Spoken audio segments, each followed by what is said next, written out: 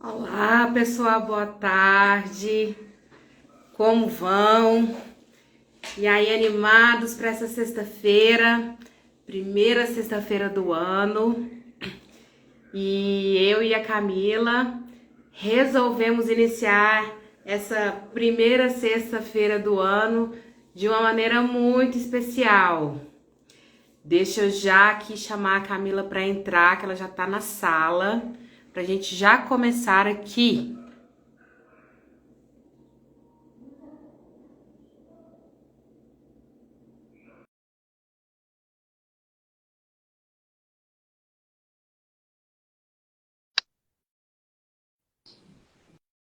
Olá, Camila! Oi, Cíntia, você tá me vendo bem? Tô E vendo e ouvindo hoje? bem. Ai, que bom. Tô tentando colocar um filtrinho aqui. Onde que coloca, gente? Não, não é aqui. Achei. Nas estrelinhas aí também, ó. Acho que eu vou pôr um filtrozinho aqui também pra ficar mais assim, uma pele verão. Não é? Aí. Camila, muito bom falar com você. E a gente já começar esse ano aqui. Tem vários, né? Vários filtros. Eu quase não uso esse negócio. Acho que eu gostei desse, assim. Gostei. Começando, né? Vamos começar o ano aí com o pé direito, né? Falando desse tema tão especial dessas três letrinhas aí que a turma escuta, escuta, escuta ouvir falar, todo mundo quer saber, mas pouca gente sabe na prática, né? Então, nada melhor que falar com a maior especialista no assunto para a gente conversar a respeito disso. Camila, que nos últimos tempos aqui na Recurso Sustentável teve uma movimentação grande do pessoal nos pedindo aqui para falar sobre ESG, para falar sobre isso na prática, porque muitos profissionais da área ambiental, da área social que nos acompanham aqui, todo mundo está envolvido de alguma forma e querendo saber mais a respeito disso. E aí eu queria começar se você quiser se apresentar primeiro aí para a turma te conhecer melhor. Quem ainda não te conhece, né? Não sei ainda quem não te conhece, mas acho que seria bom você se apresentar para o pessoal. Tá bom, obrigada, Cíntia, minha parceira querida, Woman Power. Vamos impactar esse mundo positivamente. Estou aqui falando com você, Cíntia. Bom, eu então sou a Camila Stort, eu sou fundadora da Abissal Capitalismo Saudável, uma empresa que está no mercado aí desde 2006 com o propósito de fazer do Brasil um país de negócios sustentáveis. Então a gente ajuda empresas a se adequarem a padrões ESG, a padrões de sustentabilidade e se posicionarem dessa forma, já que mercado financeiro e mercado consumidor estão agora não só sugerindo, mas em alguns momentos até exigindo posturas mais sustentáveis das empresas, dos negócios e dos produtos. E eu estou nessa jornada desde que eu me entendo por gente, pessoalmente até, porque é um propósito de vida. Eu me identifico absolutamente com essa causa de gerar impacto positivo por meio dos negócios.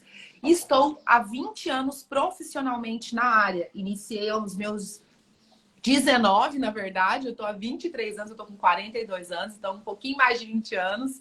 E em 2006 fundamos a Abissal para oficializar esse nosso propósito. E, né, além disso, eu sou especialista do Sistema B Brasil, que eu acho legal a gente falar rapidamente hoje sobre certificações que chancelam uma jornada ESG. Fui conselheira do movimento no Brasil, do Sistema B. E temos grandes e lindos cases aí de empresas e negócios e produtos que trazem a sustentabilidade para a sua estratégia. E hoje a gente vai falar um pouquinho sobre isso. Ah, muito, muito bom. Não, tá vendo? Não tem uma pessoa melhor para falar a respeito desse tema. Camila, a gente está ouvindo falar bastante sobre isso, como você colocou, né? Os bancos estão solicitando, acho que está vindo uma coisa assim, né?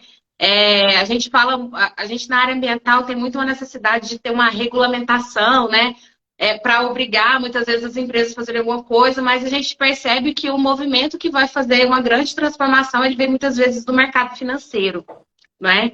É o mercado financeiro muitas vezes que está tendo esse movimento de trazer isso. Mas por que que o mercado financeiro começou a se ligar em relação a essa questão do ESG, da importância disso? Tá.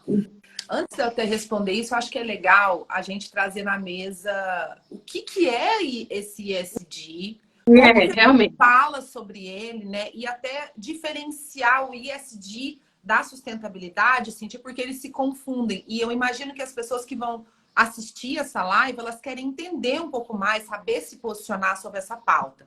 Então, vamos lá. Primeiro, ESG, gente, não é uma sigla. Já se tornou um acrônimo. Por quê? Porque já tem um significado próprio. Então, quando eu falo ESG, ESG, já virou uma palavra que o mercado já adota como se fosse algo com vida própria. Então, sempre lembrem do ESG como um acrônimo que vem de palavras em inglês que são Environmental Social Governance. E aí, por que a gente fala de diferenciar o ESG da sustentabilidade? Porque, de fato, o ESG não é uma palavra nova. Nasceu lá em 2004, quando o diretor da ONU, Kofi Annan, criou um documento, um relatório para o mercado financeiro. Então, olha onde o ESG nasce. Ele nasce dentro do mercado financeiro, no relatório chamado Who Cares Win? Quem se importa ganha. Naquele momento, era uma tentativa da ONU de chamar a atenção do mercado financeiro para que o mercado financeiro passasse a trazer métricas sociais, ambientais e de governança para as suas avaliações de negócio. Porque o que rege ainda a nossa economia é o financeiro. O que é o sucesso de um negócio? É a empresa ter um financeiro sólido. Isso sempre regeu o contexto de capitalismo. Porém, as instituições, as empresas, os profissionais mais atentos, principalmente do mercado financeiro, começaram a perceber que uma empresa que não olha para o social, não olha para o ambiental e não tem uma governança transparente, gera um risco financeiro.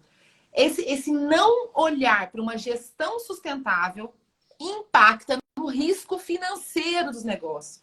Então, quando há essa percepção clara dos riscos ambientais, sociais e de governança impactarem no valuation de um negócio, o mercado financeiro começa a se movimentar. Porque ele percebe, peraí, então eu estou depositando toda a saúde e sucesso de um negócio somente nos dados financeiros, mas muitas vezes a solidez financeira está financiando um risco social, ambiental e reputacional. Então, quando isso acontece, o mercado financeiro se posiciona, Cíntia. Por isso que a gente fala que ESG sim, nasce de uma alma de gestão de sustentabilidade. Só que ele é uma ferramenta, uma métrica palpável, quantitativa e qualitativa de medir o impacto dos negócios com relação à sua pauta social, ambiental e governança dentro de um contexto de validação, de valoração do negócio. E aí, olha só o salto que a gente dá. 2004, então, tem a ONU lançando esse relatório, mas há um gap, né, de tratar a pauta ESG no mercado financeiro. Não houve uma aderência real. E eu estou nessa área há 20 anos, eu acompanhei essa época em 2004. Mas, de fato, em que momento o mercado financeiro se posiciona de fato? 2018 em diante, que é quando a BlackRock, que é uma das maiores administradoras de capital do mundo, por meio do Larry Fink, o seu CEO, vem e posiciona e fala, olha, a partir de agora, 2018... Olha, 2004 para 2018, 16 anos aí de gap. A partir de agora, nós, como administradora de capital, vamos trazer as métricas ESG, ambiental, social e de governança, para investir nas nossas empresas. Então, as empresas que quiserem continuar sendo investidas por nós, vão precisar colocar na mesa, além do fator financeiro, os seus critérios sociais, ambientais e de governança. Então, quando a BlackRock faz isso, Cíntia, é um tsunami.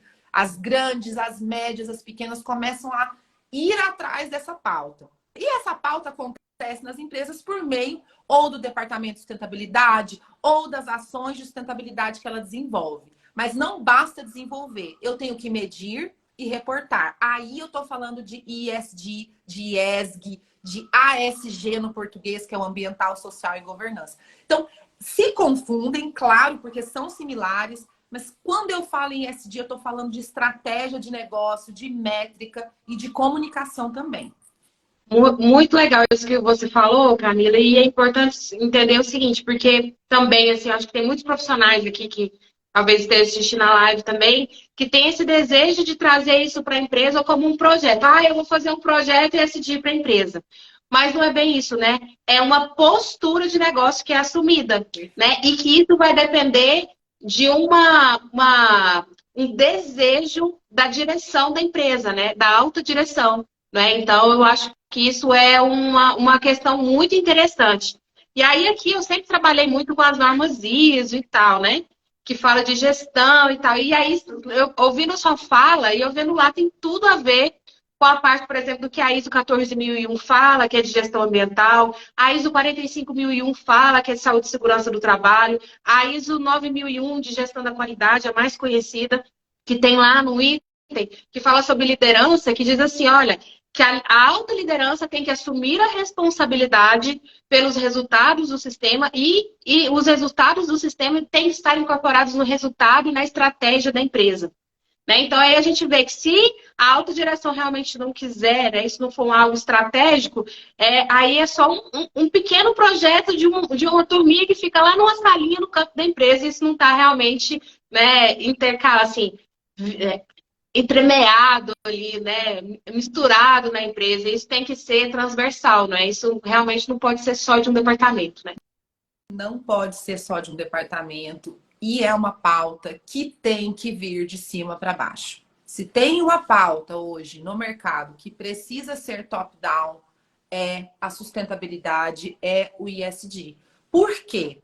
Porque até é legal a gente comparar, Cíntia, porque quando a gente olha para a história do capitalismo, quando a gente olha aí para o conceito de sucesso de negócios, a gente vai observar que desde a Revolução Industrial, a gente tem graves acidentes ambientais acontecendo em empresas que tinham ISO 14000, ISO 9000, ISO 45000.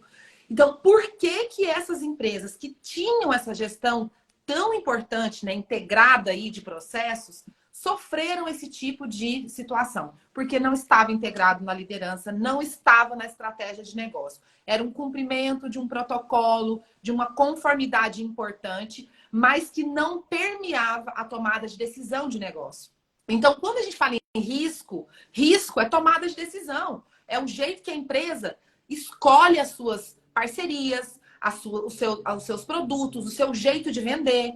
Isso está lá em cima, isso não está num departamento. Então, quando a gente fala em ESG, tem que estar lá, igual eu falar assim, olha, eu tenho um negócio, eu tenho uma construtora, eu tenho uma gestora de ativos, independente do setor que eu atuar. E eu vou ter um jeito de construir, eu vou ter um jeito de vender que respeita os critérios sociais e ambientais de governança. Não passa por cima deles para ter maior lucratividade. Então, essa é a questão. Por isso que as ISOs são fundamentais para chancelar uma estratégia. Não pode ser uma iniciativa de um departamento, de um papel, de um procedimento que é maleável quando não cumpre com o interesse contrário da direção, que é vender mais, por exemplo. Ter mais lucratividade.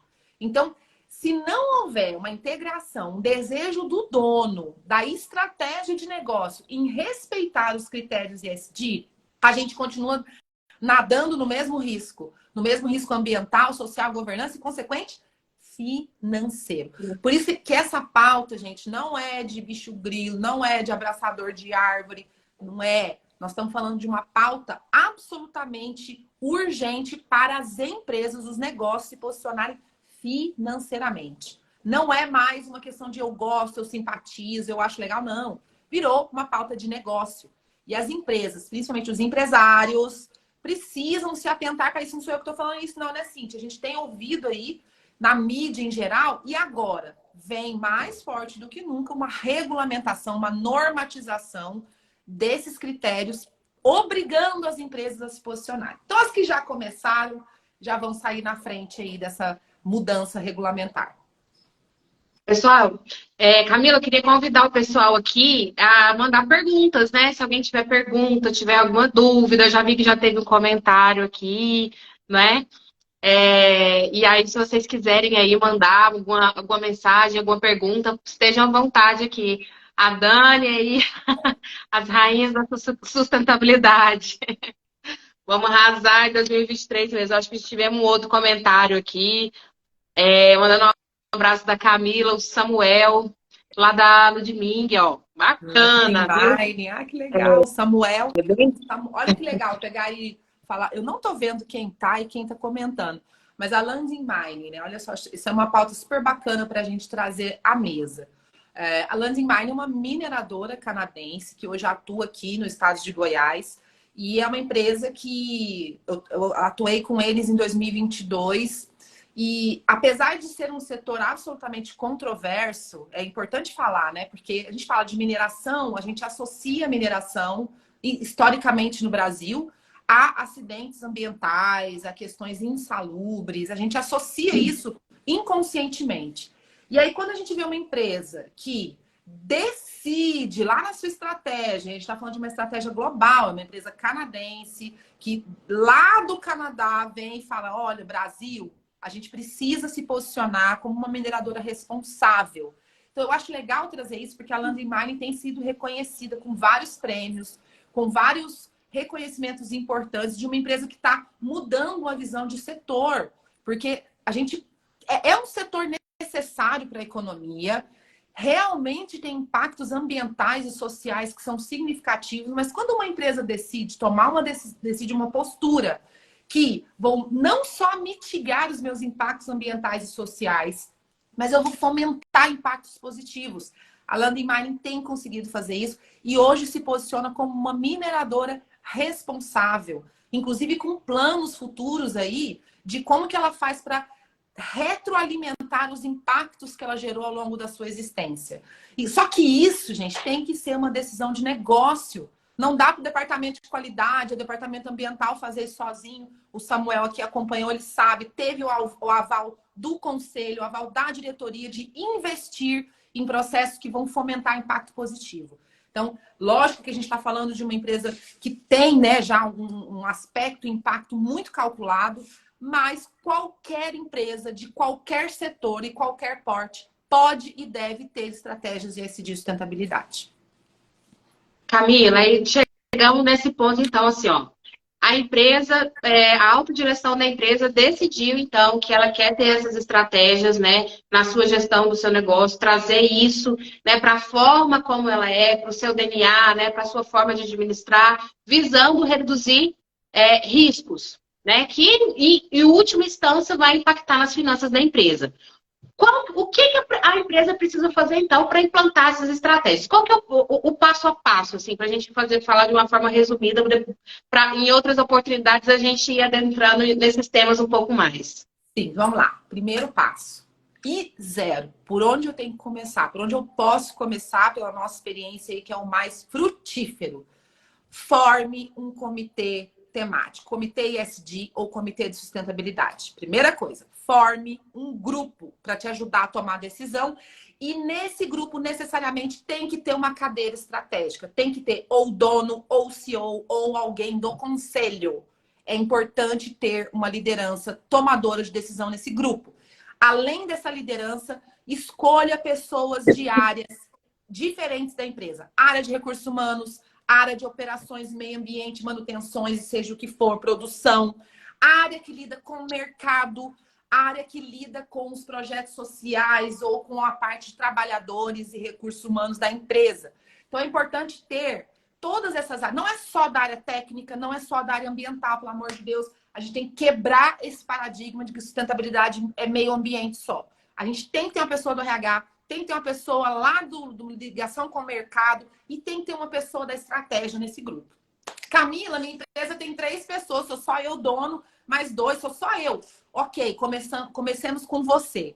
Você que é o dono pode representar os interesses de um grupo porque sua empresa é pequena. Então, independente de quantas pessoas você tiver, é possível. Formou o comitê?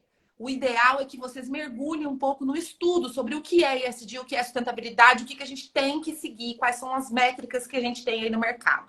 E aí, como ferramenta de estudo, eu já entrego para vocês aqui uma gratuita e acessível, que é o beimpactassessment.net. Depois até se puder colocar aqui no chat.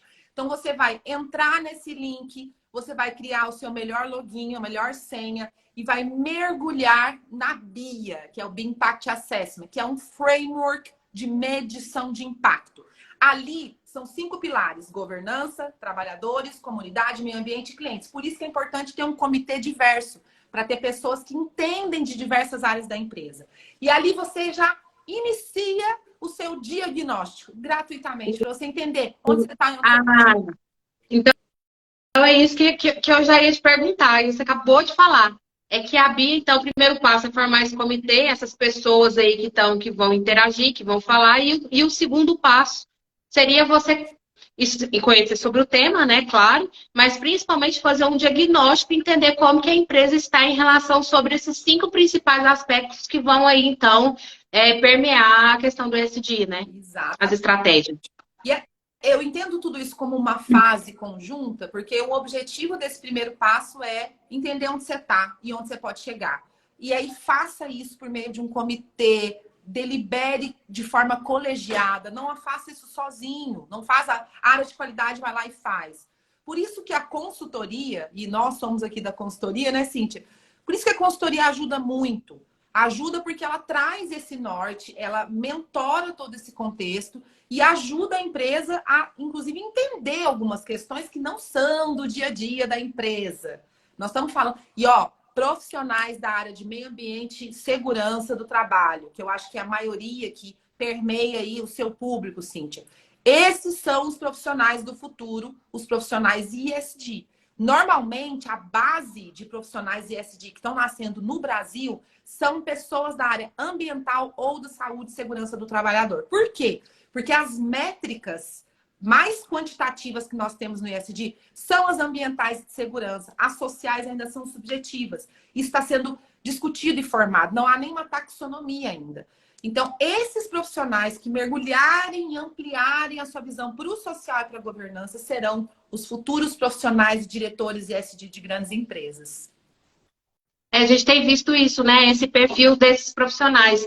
Talvez seja porque essas pessoas já tenham, né, esse olhar voltado para as questões ambientais, as questões sociais, já tem mais uma sustentabilidade, uma sensibilidade, né, para falar a respeito disso. Eu, particularmente, vejo só uma dificuldade para entender muitas vezes o que é a tal da governança, né, nesse tema. Eu acho que é onde que esses profissionais patinam um pouquinho, né? Que precisam mergulhar um pouco mais para entender o que é uma governança, o que é uma estrutura de governança necessária, né? Para proteger, para blindar toda essa questão da sustentabilidade integral da empresa, né? Mas olha que interessante o seu comentário, Cíntia. Porque por que governança normalmente é um tema que essa galera dessa área não está permeando ainda?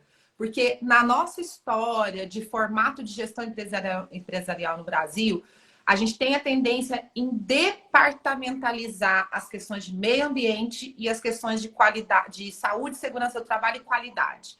E tudo isso acaba virando processos, operação, jeito de fazer, mas chega na liderança só para validar uma matriz de risco, uma matriz de aspecto e impacto. Esse é o ponto. Não dá. Essa galera que está nessa base tem que subir para a liderança e ajudar a liderança a tomar a decisão. Sabe o que é governança, gente? É o jeito que a empresa toma as suas decisões. É o que lastreia, o que fundamenta a minha tomada de decisão de negócio. Por isso que a governança está lá no nível de conselho. Mas aí você vai, Camila, para eu falar em governança, para eu ter um bom ISD, eu tenho que ter uma governança corporativa, que é um termo técnico aí para uma estrutura de governança mais robusta? Não necessariamente. Eu tenho aí, a maioria dos nossos clientes são micro e pequenos, gente. Não tem um board of director complexo, com regimento interno, em cartório, com dever fiduciário. Não é isso. Não é sobre isso. É sobre dono da empresa, seus irmãos e sócios ou quem toma a decisão. Onde estão os nossos princípios éticos, sociais, ambientais, norteando a nossa tomada de decisão? Isso está transparente? O que leva a gente a escolher os nossos parceiros, produtos, matéria-prima, pessoas? Então, a governança são critérios específicos que vão trazer uma ética, uma transparência e uma conformidade para o negócio. É compliance. Quando eu falo em compliance, o que é compliance? É conformidade. Tem uma galera que sabe mais de conformidade que a turma do meio ambiente, saúde e segurança do trabalho? Não tem. Então, tá faltando mesmo descer a matriz da governança de forma mais simplificada. Que é isso? E aí tem 1000 termos, tem 1000 ferramentas, tem 1000 formas de implantar isso. Mas no fundo, é só assim, ó. Eu quero dar transparência para a minha tomada de decisão e lastrear a minha tomada de decisão com ética, transparência e conformidade. Basicamente é isso. Muito bom. Então, assim, ó, vamos retomar aqui, que eu acho que o pessoal está bem curioso. Você falou que o primeiro passo é a gente formar um comitê. Junto com isso, estudar sobre SD e usar a BIA como uma ferramenta que é gratuita para fazer um autodiagnóstico, fazer assim, aquele autoconhecimento. Bom, agora eu estou com isso. Divã da empresa. Então, assim, já me conheço, já sei quais são as minhas probabilidades, quais são os problemas. Qual que é o próximo passo agora? E assim, vocês vão ver, gente, que nós estamos falando aqui de um PDCA basiquérrimo. É basiquérrimo, é isso. Elege um grupo, faz um diagnóstico para entender onde você está. O próprio diagnóstico, a própria ferramenta BIA, BIA Impact Assessment, ela já te dá lá as dicas do próximo passo. Então, se você está lá numa estrutura, o primeiro pilar de governança, vai perguntar lá, a empresa tem um código de ética? Camila, nunca me perguntaram sobre isso, eu nem sei o que é um código de ética. Só que o código de ética é o que vai lastrear a sua tomada de decisão, é um fator importante. Então, você no grupo vai falar, gente, a gente precisa ter um código de ética. Vamos colocar aqui um plano de ação de melhoria para o próximo ano a gente priorizar ter um código de ética e comunicar esse código de ética para os nossos colaboradores, parceiros e fornecedores? Já, vou para a segunda fase, né? Que é a fase de planejamento e implantação. Então, para cada perguntinha do pilar, são mais de 200 requisitos. Tem um cardápio ESG para você entender o que faz sentido e não faz com o seu negócio. Você vai elegendo. Ó, não tenho nada disso, nunca ouvi falar disso.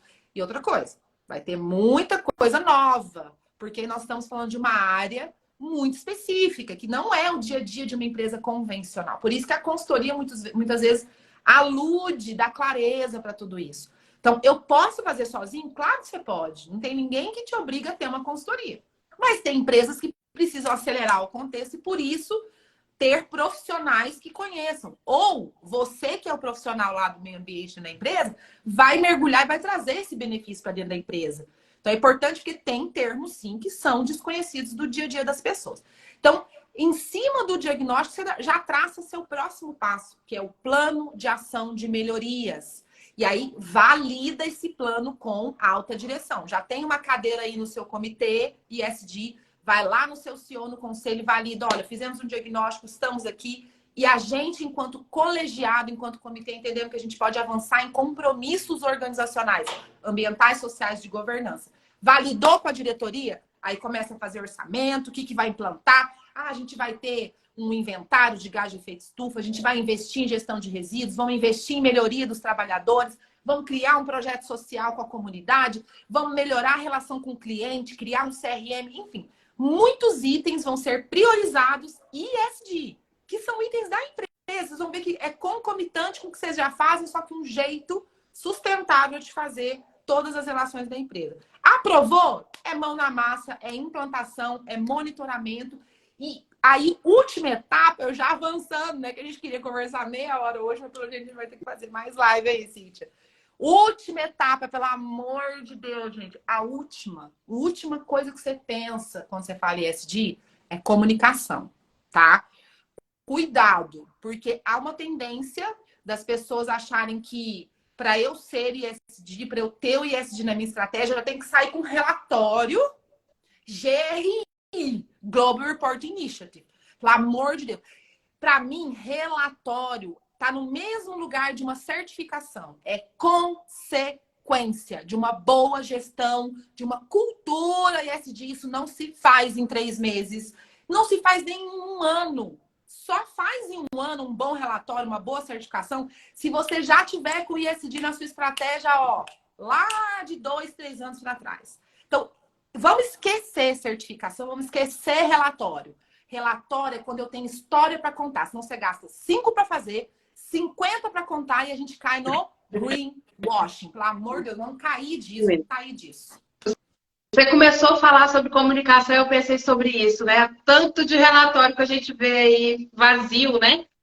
Então, basicamente, é eu montar essa turma, trazer a alta liderança, né, conhecer onde que eu estou, fazer esse diagnóstico, montar um plano de ação, implementar, monitorar esses resultados, corrigir os desvios, trazer essa análise crítica da direção, da estratégia e fazer esse ciclo PDCA rodar. Eu gosto muito dessa analogia do ciclo PDCA, que é muito fácil, né, para todo mundo entender.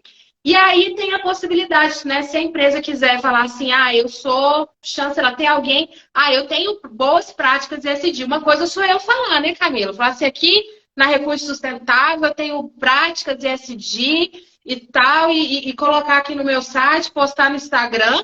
Outra coisa, se eu tenho uma chancela externa, né? Alguém que vai vir, vai verificar minhas métricas, vai verificar meus resultados, é outra história, né? E para isso a gente tem uma certificação que é interessante, né? Que é, inclusive, a mesma que a gente trouxe a ferramenta gratuita, que é o Sistema B, que eu acho que a gente tem que trazer agora aqui um ciclo de lives para explicar um pouquinho o que é, como funciona, por quê. Mas eu entendo que, principalmente, não só para médias e grandes, a gente está vendo aí cada vez mais as médias e grandes, que normalmente contratam as menores, exigindo rastreabilidade. Por que isso, gente? Olha isso aqui. Para uma empresa listada na Bolsa de Valores, seja B3, seja Nasdaq, falar que ela tem sustentabilidade na sua estratégia, tem que chegar nos fornecedores dela. Não é a empresa não é um órgão, uma célula isolada do mundo. A sustentabilidade de uma empresa acontece por meio das suas relações. Então, quando uma empresa se posiciona ESG com gestão sustentável, ela tem que envolver os seus fornecedores. Então, as pequenas, as micro, as médias também têm que olhar para isso para continuar tendo um mercado saudável, continuar vendendo para essas grandes empresas. Então, é isso que a gente tem que entender. Não é só de grande, não é só de pequena, é para todos. E a gente inicia esse processo entendendo onde nós estamos, é sentar no divã e para onde nós queremos ir. E aí põe a mão na massa e no final pensa em comunicar e certificar. E a certificação nada mais é do que uma chancela de rastreabilidade. Se tem um selo B, uma certificação B no meu negócio, a minha empresa é B, a minha empresa é pequena. E desde 2017 a gente está com uma pontuação altíssima aí no sistema B, de 147 de 200 pontos possíveis. Então, ter uma boa pontuação não tem a ver com tamanho de investimento, tem a ver com posicionamento e decisão de negócio. Se eu tenho um selo B, eu vou para o topo da lista das empresas que podem ser contratadas por essas grandes que têm a sustentabilidade na sua gestão. Então, vira uma corrente do bem. Empresas do bem, trocando produtos e serviços com empresas do bem. Com isso, a gente tem uma economia do bem, uma nova economia. É isso que a gente quer. A gente quer que as empresas boas se conectem para se fortalecerem, para que as empresas que têm os problemas ambientais e sociais cada vez se tornem menos relevantes. E assim todos ganham. Por isso, a certificação é sim importante, mas ela jamais pode ser a causa de você se mobilizar. Porque senão você morre na praia. A causa tem que ser realmente, gente, aí eu posso estar dando uma viajada, mas tem que dar uma viajada também. Tem que ter o propósito do coração. Tem trem melhor do mundo que você tem um funcionário trabalhando feliz, um cliente satisfeito com o seu produto, conhecendo de onde vem toda a sua operação, o seu investidor satisfeito com a rentabilidade, os seus parceiros felizes em trabalhar com você. Não tem. Então, tem que vir do coração também. Ops. É propósito, né? Tem que ter a ver com propósito. Camila, mas essa conversa nossa, eu acho que a turma vai querer ver bastante, né? Pela quantidade de gente que eu vi entrando aqui, participando. E a gente resolveu fazer a live essa semana e não deu nem tempo da gente divulgar bastante, né? Mas vamos fazer aquele compromisso nosso a partir da semana que vem. Então, a gente está querendo fazer às quintas, né? Às quintas-feiras, nesse horário também, às 13 horas, a gente vai ficar com o horário marcado. Então, para a gente bater esse papo sobre esse dia, pelo menos esse mês de janeiro agora. Tá. Vamos fazer isso? Combinado? Comigo. Tamo junto, Cíntia. Então, bora lá. Tá bom. Camila, foi um prazer mais uma vez falar com você, escutar aí seus conhecimentos. A gente vai ter muito para trabalhar esse ano aí. O ano passado, né, a gente já teve um trabalho muito bacana lá no Living Lab C, né, nesse projeto de inovação incrível, que assim, eu até quero parabenizar a Daniela aqui, que trouxe essa pegada, tanto eu entrei muito com a parte técnica, né, e você entrando com essa parte, né, de falar sobre gestão de negócios, quando essa questão de resíduo, de inovação, tem que estar inserida dentro das construtoras, como isso é uma pauta importante para a questão ESG, né, então, assim, estou muito feliz a gente é, ter colaborado juntos nesse projeto tão bacana e a gente está fortalecendo esses laços, tá bom? E, então, eu também queria avisar que a live vai ficar gravada aqui. A gente vai também disponibilizar no YouTube para quem quiser assistir depois, porque acho que é um material muito rico e a gente não pode desperdiçar nem um minutinho da sua fala, Camila. Tem que ficar tudo gravadinho. Nossa, é nós, estamos junto e misturado. Vamos, que temos um Brasilzão aí para a gente transformar por meio das empresas. Eu acredito demais no poder dos negócios para mudar o mundo. E então, aí, vamos usar a nossa inteligência, nossa energia para isso, todos os dias, da hora que a gente acorda até a hora que a gente dorme. Pode contar com isso, que eu tô firmona aí, Cíntia. Obrigada, querida. Valeu, gente. Tchau. Valeu, beijo. Beijo. Tchau.